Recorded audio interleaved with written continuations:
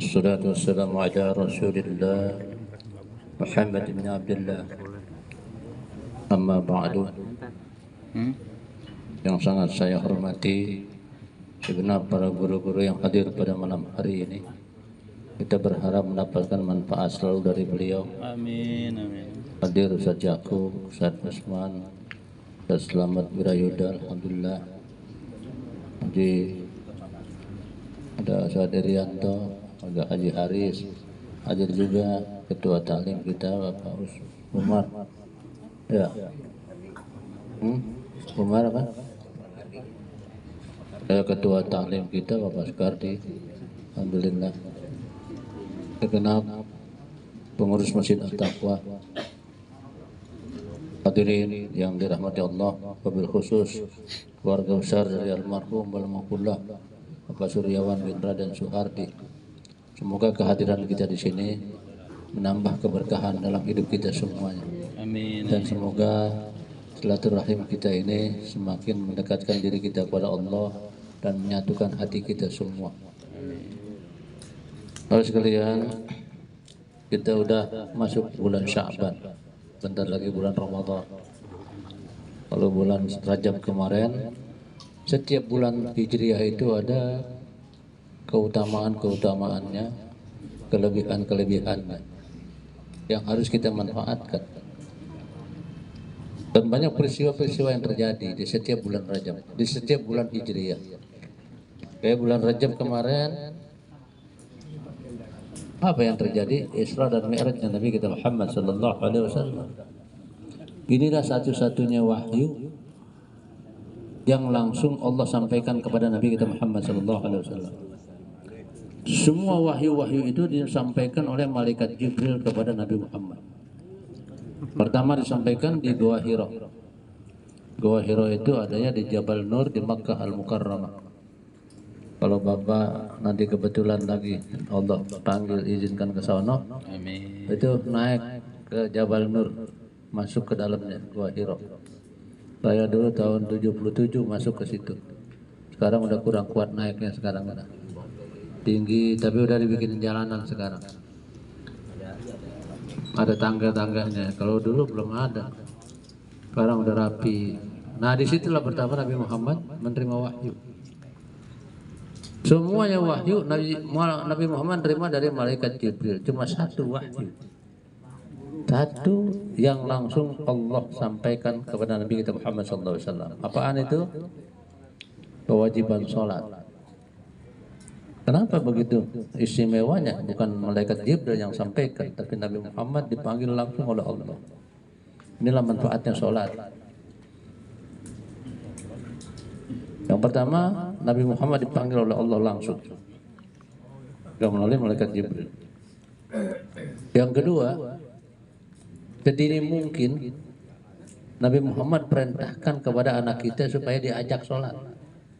Bayangin aja, muru auladakum bis sholat wa huwa ibnu sab'i sinin.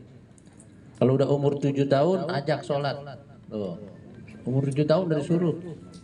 Ajak bukan nyuruh. Nabi Muhammad udah nyuruh kita ngajak anak kita. Ngajak itu layan sama nyuruh. Di warung di kopi, di jalan ke warung kita sih duduk aja di rumah. Tapi kalau kita ajak, yuk ke warung di kopi, kita pergi, dia juga pergi. Sholat begitu juga, kalau kita ajak sholatnya kita ke masjid, yang diajak ngikut, yang ngajak juga ngikut. Kalau nyuruh doang, ayo pergi ke masjid sana sholat. Oh, yang nyuruh kadang-kadang tiduran di rumah. Oh, nyuruh doang, no beda. Murru auladakum, ajak anakmu sholat. Kalau udah umur 7 tahun, wadribuhum 'alaiha ay 'ala tarkiha. Kalau udah umur 10 tahun masih juga kagak mau diajak sholat, pukul dia yang sifatnya mendidik. Pukul pantatnya, sentil kupingnya misalnya gitu. Kalau udah umur 10 tahun. Kenapa sedini mungkin kita disuruh ajak anak kita sholat? Itu yang kedua. Yang ketiga, hukumannya kenapa begitu berat kalau orang kagak sholat? Ma salakakum fi saqar. Apa yang menyebabkan kamu masuk ke dalam neraka Sakar? Jawaban mereka, lam naku minal musallin wa lam naku nut'imul miskin. Dulu waktu di dunia kami tidak sholat dan kagak perhatiin orang miskin. Masuk neraka itu, neraka. Sahabat pernah bertanya Nabi Muhammad SAW pada saat membaca wailul lil musallin. Apa itu artinya wail? Saya ulangi sepintas ini supaya ingat. Kagak diulangin. Kadang diulangin masih suka lupa. Apalagi kagak diulangin. Sepintas saya ulangin.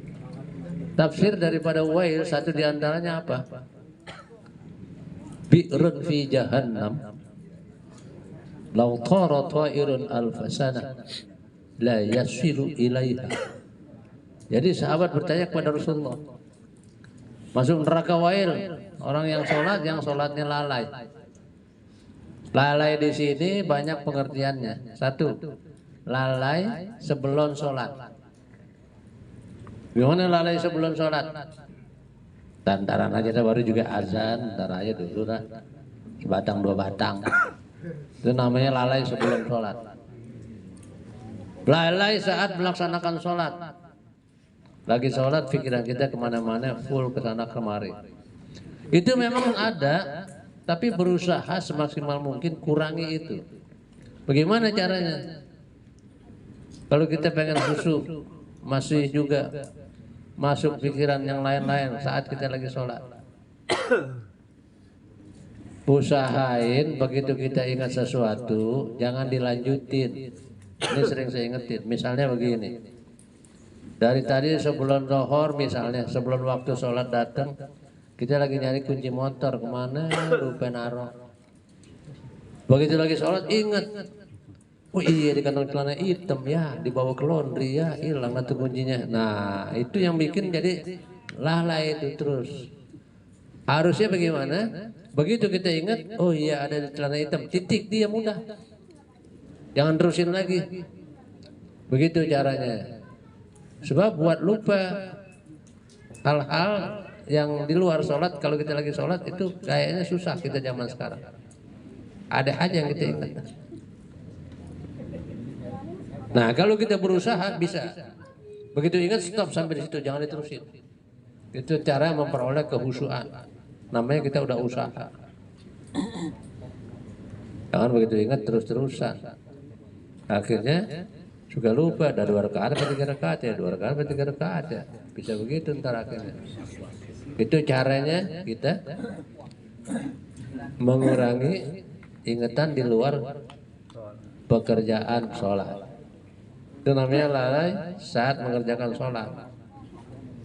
Kagak tomak nina, rukunya enggak sempurna, sujudnya enggak sempurna, itu namanya lalai lagi sholat. Itu namanya wailun lil musallin alladzina hum fi sholatihim sahun. Orang yang lalai dalam sholatnya masuk neraka wail.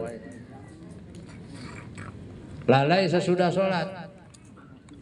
Udah sholat masih juga berbuat maksiat. Itu namanya lalai sesudah sholat. Itu masuk neraka wail. Apa artinya wail? Bi'run fi jahannam.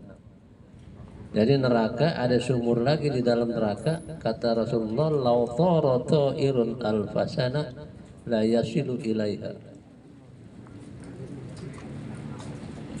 Kalau ada burung terbang ke dasar sumur itu 1000 tahun nggak nyampe-nyampe ke dasar, saking dalamnya. Sahabat bulunya bangun mendengar jawaban Rasulullah, kemudian dia bertanya lagi, liman hiya ya Rasulullah, buat siapa tuh sumurnya begitu dalam ya Rasul? Wa qala Rasulullah sallallahu alaihi wasallam, Rasul menjawab, hiya litarikis shalah ma'a sihhatil badan. Dia buat orang yang kagak sholat saat hidup di dunia padahal badannya sehat. Di situ tempatnya itu nanti. Lalai sama juga kagak sholat. Makanya dikatakan wailul lil musallin, masuk neraka wail orang yang sholat. Yang bagaimana? Alladzina hum an sholatihim sahun, yang lalai sholatnya. Lalai tadi, lalai sebelum sholat, lalai sesudah saat sholat, dan lalai sesudah sholat. Usahain ini buat diri kita. Kalau sholat kita udah bagus, insya Allah hidup kita bagus. Bagus. Karena apa? Aqimus sholat li dzikri, kata Allah. Kerjakan sholat untuk ingat aku. Nah kalau orang ingat Allah, Allah apa bilang? Fadhkuruni adzkurkum. Kalau kamu ingat aku ingat engkau. Kita diingat terus sama Allah. Nah kalau orang ingat kita mulu kan, nomor satu dipikirinnya. Jangan lupa si Ano bawain berkat. Kalau diingat, coba kalau dilupa, ingatnya pas sudah habis berkat kan rugi kita. Si Ano udah belum ya, masih ada berkat habis ya Allah. Jangan sampai begitu kita dilupain nama Allah, dibuat orang-orang jadi lupa sama kita. Nah dengan kita ingat Allah, maka Allah ingat kita. Namanya ingat itu tentu perhatiannya beda. Itu fadhkuruni adzkurkum, ingatlah aku akan ingat engkau. Jadi kenapa begitu pentingnya sholat sampai Nabi Muhammad dipanggil langsung sama Allah, sampai masih di sedini mungkin anak kita umur 7 tahun suruh ajak sholat. Kenapa hukumannya begitu pedih? Rupanya sholat itu manfaatnya besar buat kita dan buat orang masyarakat luas. Apa ayatnya itu kata Allah? Inna sholata tanha 'anil fahsya'i wal munkar. Tahu kita semua itu. Apal dari dulu ayatnya. Sesungguhnya sholat itu bisa mencegah orang dari berbuat yang enggak baik. Sholat itu bisa mencegah orang dari berbuat maksiat. Dengan sholat orang terhindar daripada berbuat jahat. Kan timbul pertanyaan, lah si Ano sholatnya cakep banget, rajin banget, ngapain nipunya bikin pinter, kan begitu. Nah kenapa ini terjadi? Padahal Allah sudah katakan sholat itu bisa mencegah orang dari berbuat yang gak baik. Apakah ayatnya sudah tidak relevan dengan kehidupan kita? Apakah ayatnya udah gak cocok lagi? Bukan ayatnya yang gak cocok, periksa sholatnya. Apakah wudhunya sudah sempurna? Ini harus sering kita ingetin diri kita masing-masing. Wudhu kita berapa yang paling utama wajib diwasu dalam wudhu? Berapa ya? Idza qumtum ila shalah faghsilu wujuhakum. Kalau kamu mau sholat, basuh mukamu. Wa aydiyakum ilal marafiq. Tangan sampai sikut. Terus famsahu bi ru'usikum, basuh sebagian kepalamu. Wa arjulakum ilal ka'bain, kaki sampai mata kaki. Ini 4 yang wajib dibasuh, jangan lupa. Artinya adalah yang 4 ini jangan sampai salah. Kalau kita habis benerin motor ada oli di tangan kita, bersihin dulu sampai rapi. Jangan tapi terhalang tuh air wudhu. Kadang-kadang dianggap remeh. Kalau habis kita ngecat nempel-nempel di muka kita, buangin dulu semua, periksa.